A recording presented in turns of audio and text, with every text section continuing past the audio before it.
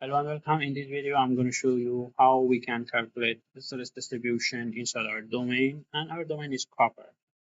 This is our domain, and we have four boundary conditions. In the left boundary, we have a load, and for another boundary that you can see are fixed.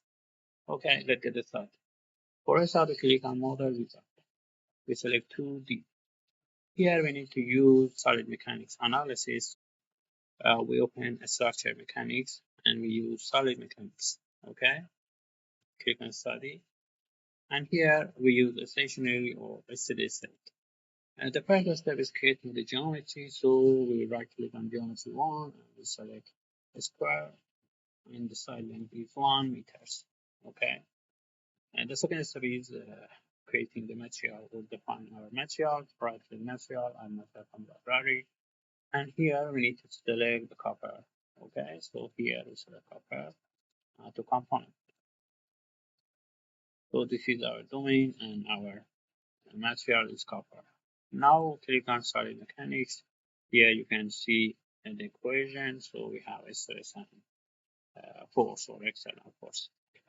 So here we need to define our boundary condition, and here we have boundary load here, and for boundary load we have pressure. So here we need to change pressure, and the root type actually is pressure, and its value is 10 MPa. Okay. And now we need to define the fixed boundary. So here we select fixed boundary condition. Roman boundary are fixed, so we define it. Okay. Now click on mesh 1 and click B, and we need to refine the mesh, so we use fine. Okay. And now click on stationary, and here we need to run our model. So we click on compute.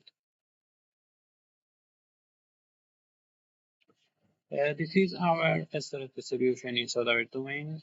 As you can see, this point, and in this point we have maximum stress because we have a load, and also this boundary or Riemann boundary are fixed. So this is the reason that we have a maximum stress in the top and the bottom point in the load boundary condition.